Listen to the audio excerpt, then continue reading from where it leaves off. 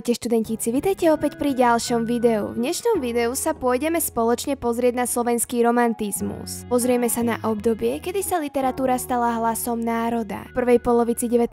storočia sa Slováci ocitli v ťažkej spoločenskej situácii. Bez základných práv, bez možnosti vyjadriť vlastné názory a pod silným útlakom Uhorska i Viedne. Začali sa tu formovať rôzni slovenskí romantici ako Chalúbka, Král, Sládkovič či Boto a postavili sa za ideály slobody a vlastenectva. Tak poďme sa spoločne pozrieť na nezmazateľnú stopu do našich dejí. Všetky poznámky, podcasty a rozobraté všetky maturitné témy zo slovenčiny a literatúry nájdete na našom Hero Hero. Nájdete tam taktiež aj poznámky ku každému dielu a ku každému učivu, k ním podcasty, poznámky a malé testíky. Literárne obdobie slovenského romantizmu. Na našom území sa slovenský romantizmus začal rozvíjať v 40. rokoch, teda o mnoho neskôr oproti svetovému romantizmu. V tomto období sme mali zákaz prejavovať vlastné názory, mali sme tu absenciu základných práv a stále tu bolo feudálne zriadenie. V období slovenského romantizmu sme sa my Slováci nachádzali v Uhorsku, kedy na čele Uhorska sa postavil Lajos Kossuth. To bol Maďar a vďaka nemu začala obrovská maďarizácia a dvojitý útlak. Našťastie sme mali Štúrovcov, ktorí vyvíjali politickú aktivitu a dávali do popredia samovzdelávanie, politiku a jazykové otázky. Vďaka týmto jazykovým otázkam do popredia sa dostávajú otázky spisovného jazyka. A vďaka tomu Štúr vytvára spisovný jazyk zo stredoslovenského nárečia. Tento spisovný jazyk štúrovčinu kodifikoval Štúr, Hurban a Hodža v roku 1843.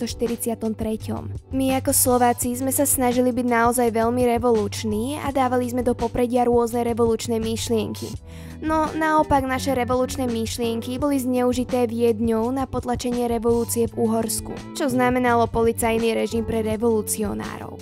Naozaj obrovské problémy, ktoré nám priniesli rôzne okolnosti, v tomto období bola určite tretia fáza národného obrodenia, maďarizácia, cenzúra a to aj, že Slováci neboli na seba hrdí.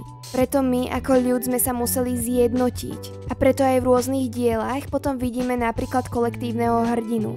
Teda ľud, ktorý sa zjednotil a bojujú za rôzne ideály. Nemali sme iba kolektívneho hrdinu. V rôznych dielách nachádzame aj typického slovenského hrdinu, ktorý bol pyšný za svoj národ, bol to zvlastnenec a teda národovec. Takže aby sme to upresnili, v mnohých dielách, ktorí písali spisovatelia v tomto období, hlavnými hrdinmi bol buď typický slovenský hrdina, alebo tam využívali kolektívneho hrdinu. Predstavitelia a ich diela. Mali sme 4 najznámejších predstaviteľov v tomto období, teda 4 najznámejších Štúrovcov, čo boli napríklad ako Samo Chalúbka, Janko Král, Andrej Sládkovič a Ján Boto. Samo Chalúbka napísal jedno z najvýznamnejších diel Morho, čo bola hrdinská epická báseň. Janko Král napísal baladu subjektivizovanú Zakliatá panna, Vo váhu a divný Janko. Andrej Sládkovič napísal dielo Marína, čo bola reflexívna básnická skladba. A Ján Boto napísal Smrť Jánošikovu, čo bola alegorická básnická skladba. Všetkých týchto predstaviteľov máme rozobraných aj s ich dielami na našom Hero Hero, kde nájdete aj poznámky s testíkmi a podcastami. Takže určite sa choďte na to pozrieť. Diela sme si nerozoberali iba z obsahovej časti, ale najmä sa zameriavame na rozbor diel. Rozprávame si tam základné informácie o autoroch a samozrejme rozoberáme teda aj ich diela. A rozobrali sme si veľmi v krátkosti úvod celého slovenského romantizmu, aby ste si ako tak vedeli predstaviť, o čom ten slovenský romantizmus bol. Tak určite sa nezabudnite pozrieť na naše ďalšie videá, kde si budeme rozoberať ďalších predstaviteľov zo slovenského romantizmu. Tak to by bolo zatiaľ od nás úplne všetko a zatiaľ sa majte a ahojte.